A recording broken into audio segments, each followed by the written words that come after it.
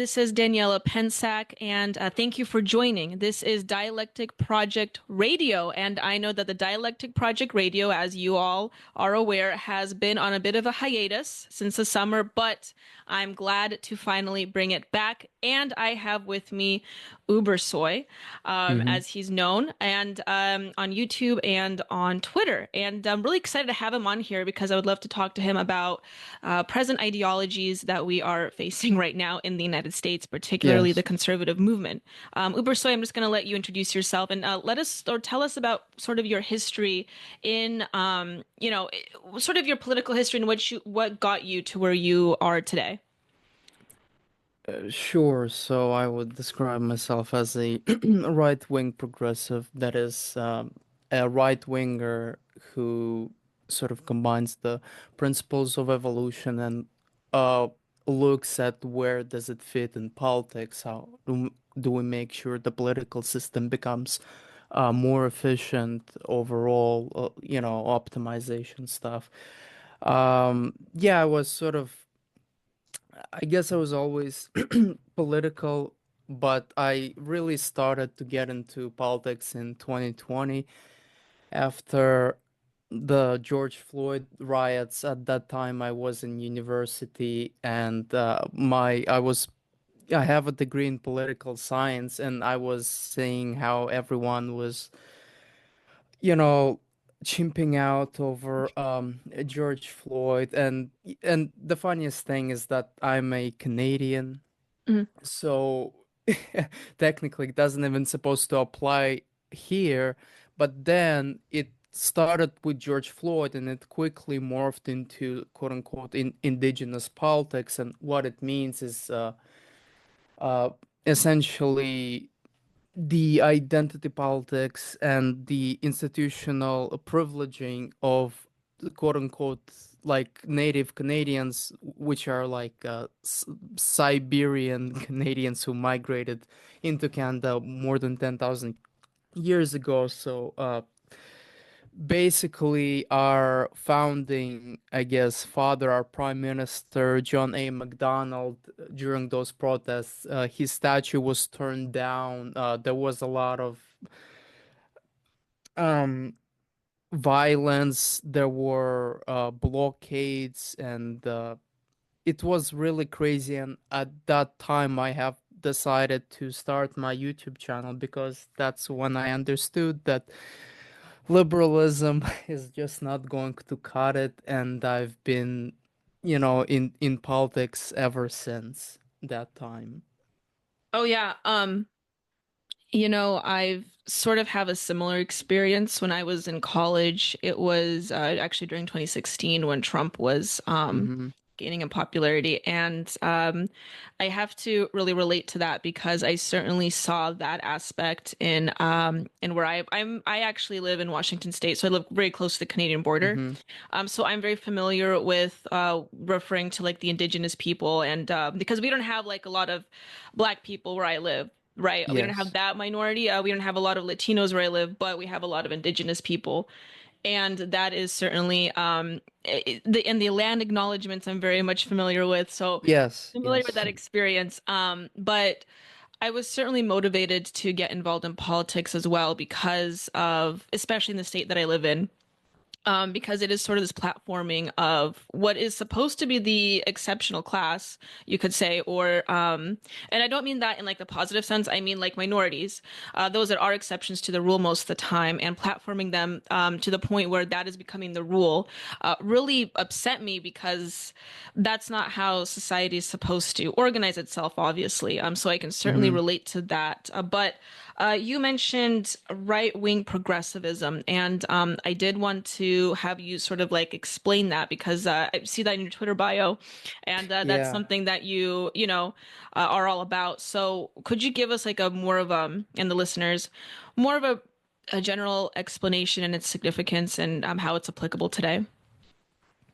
Yeah, so it's basically the continuation of the early 20th century progressive movement that occurred in America, and it emphasized sort of rational social selection and So it was very big on eugenics. It was very big on immigration restriction. It was very big on workers' rights. It was big on sexual immorality. It was big on controlling alcohol. So a lot of social conservative stuff that a lot of people in our circles are supporting, they justified it with sort of scientific terms, and I took much inspiration from that, but I'm also departing from it in a sense that I also want to reform the political system to such an extent that it would mirror the dynamics that we see on the market. And what we see on the market is that there are laws of supply and demand. There is inequality. Usually, people who are very successful rise to the top, and I think that and you know the market sort of works like a direct democracy. You get what you pay for, like you work who you want to work for, and you own, I guess, property. In politics, it's not the same thing. It's sort of like a command economy. We delegate our political authority to, you know, representatives who, in most of the cases, as like also research shows, are more influenced by lobbyists than they are influenced by the general population. And so, in my manifesto, which is about 100 pages, I write how we could sort of transform our politics into a direct democracy in which there is voter inequality and certain votes are more emphasized than others. I mean, have more weight than others. Just like on the market, some people are like, you know, more financially successful, except it will be in my system much more meritocratic, and you know people would have voting licenses, and I want to also make sure that my system incentivizes virtuous social conservative values. So that's in a nutshell. My next big project is going to be reworking our sort of moral system, and that'll also ties in with what I currently have written about. Hmm. Okay. So you talk about, particularly as you mentioned, voting, to emphasize some votes over others. How could you elaborate on that? Yeah, so basically, for example, as I'm writing, I think that certain, I guess, political behavior and civic behavior is inherently better than other. But also, we have to make sure that there is no sort of like political discrimination and that most people would agree with a hierarchy in that rewards certain lifestyles that are agreeably better than others. And so, what I'm thinking about is that for instance, I want to limit the voting power to, let's say, 25% of the most politically literate, or I guess 25% of the general population. So, and that's going to be people who are going to be disproportionately literate.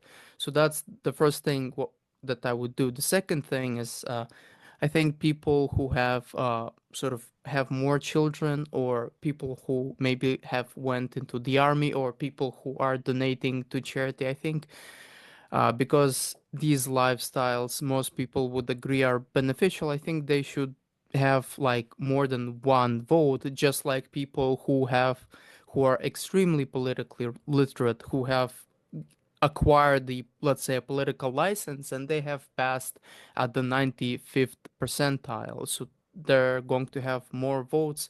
But I think under my system I designed that the minimum amount of votes one could have is one, and the maximum is 10.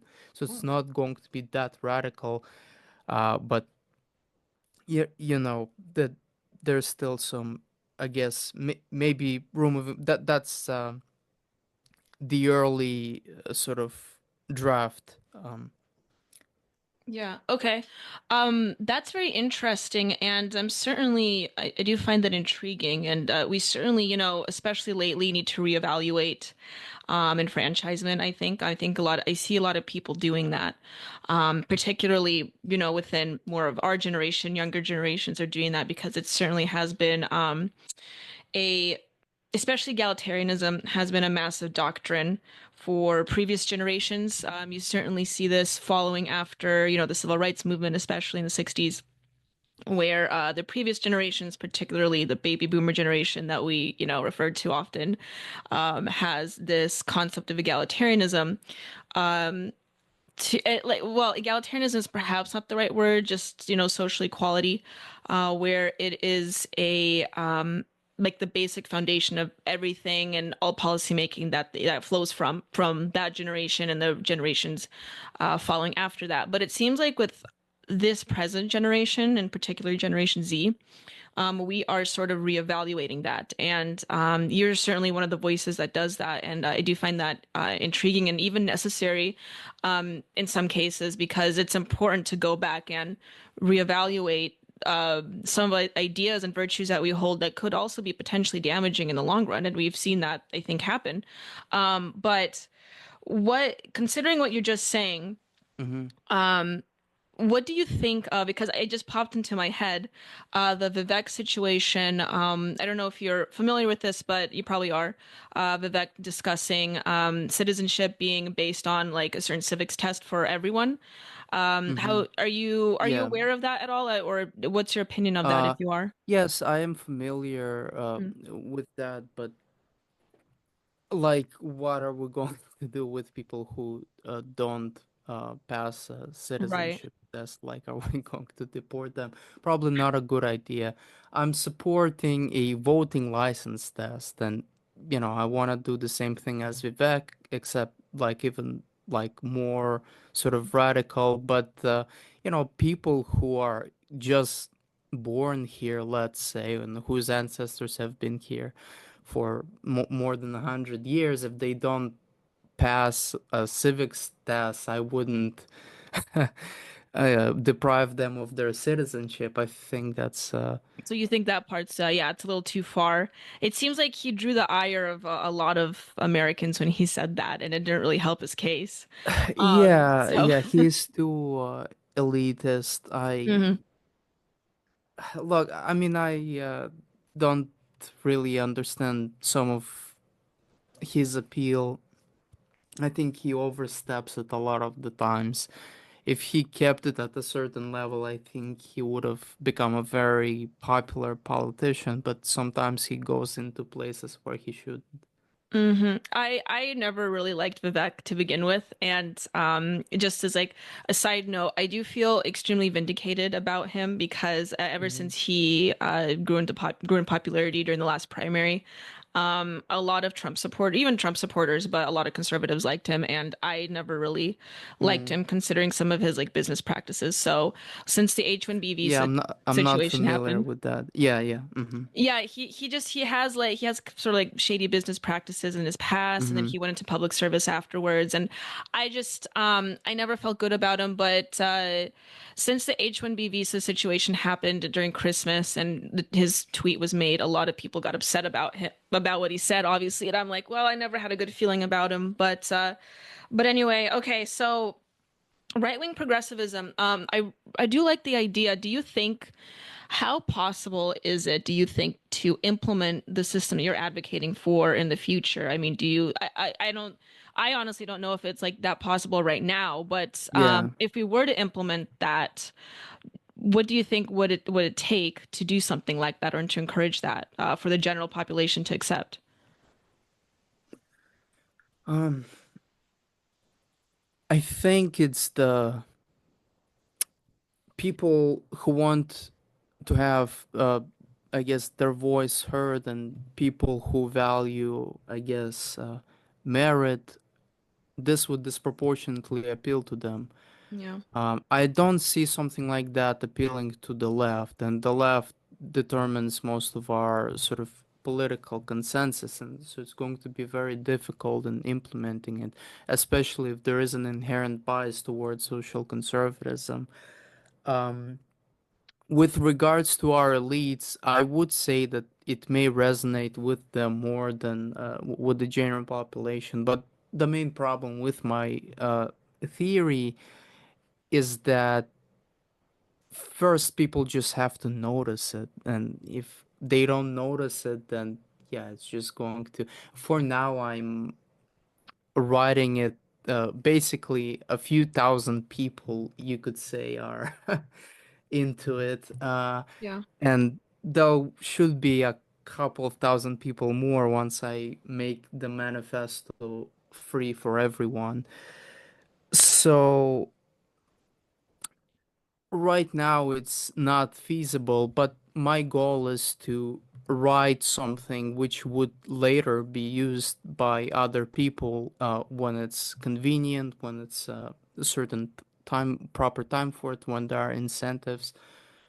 So I mostly like consider myself as a theorist. If you look at uh, a lot of other political developments, probably the famous one is Marxism. None of the original theorists have, achieved the, let's say, a socialist state while they were alive. It was achieved after their death, and so I think probably the same thing is going to be here, but if it's going to acquire weight, I do see some of the aspects being implemented because there are very great incentives for these aspects to be implemented. Mhm. You do mention a lot about merit, and I certainly, agree with you there is that at the end of the day, we should advocate for a truly meritocratic system. But the issue with that is what I constantly see is that everyone seems to say that they share that sentiment, both people on the left and the right. Perhaps maybe on the far left, once in a while you get someone that's completely honest and they'll say, "Well, no, it's I don't Hmm. care about merit. I want those that were oppressed to have the greater say." And in fact, you could say that there's contingents of the left already doing that, actually. But I would say for like your normie, most people say, well, yeah, I completely advocate for something like meritocracy, and I want us to live in a completely meritocratic system. It's just the ways of how, or the means of how we get there is the difference of opinion between the left and the right.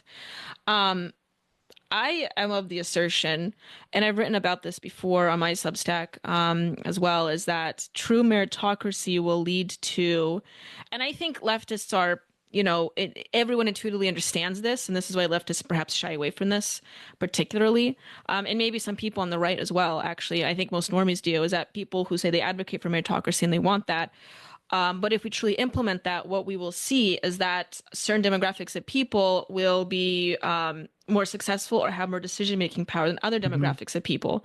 And that's something that I see a lot of right-wingers say now, because it's sort of like the truth of the matter that hasn't been spoken about. And that's the only thing that I would be afraid of, being posed against the possibility of actually achieving meritocracy, because I strongly believe in meritocracy, to the it's a to the point where it's a fault. It should be the system that we live within. But do you see it like being even at all achievable or possible, at least in the United States, considering that once they start to see the actual effects of meritocracy, it would completely scare them? Or because it sort of like changes the social conversation of some people being perhaps more competent in some fields than others. Uh, well, um, Well, first, I think I would push you a little bit on your first point. You said Mhm. that like everyone likes meritocracy, the left and the right. But if you look at the opinion polls, especially on DEI and affirmative action, Right. the left Yeah. supports it by majority, especially those who are young. So, unfortunately, it's not the case. But yeah, to address your sort of broader point, yeah, I mean, in some cases, people don't like that certain groups are, inherently more competent in other fields than others, and this I also see on the right.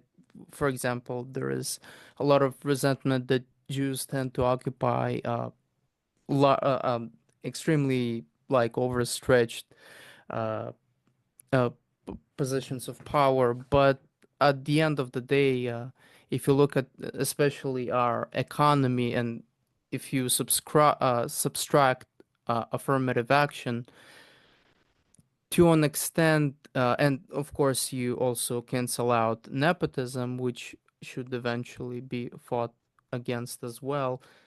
We sort of do function as a meritocratic system, especially if we're talking about um, the consumer, because the consumer has the power to select, like determine what is going to be on the market today and what will be there tomorrow. Uh, so I don't know. It's No, that's true. I'm glad you brought that up because, and I've talked about this on my other shows before, is that especially now, recently, since the new administration's in, um, we are seeing that. Well, I don't know. I mean, part of it is consumership. The last few years, because of, like you mentioned, DEI, that just the DEI narrative has been pushed in advertising and even the products that we purchase. The Budweiser scandal, I think, mhm. truly like broke Yeah. this out, where purchasing power really does show the I don't know if that's a correct term, but the power of the wallet, right? It Yes. really did determine the outcomes of some of these products and even some movies. I know Disney dramatically, like completely changed what they were going to do with the Snow White movie.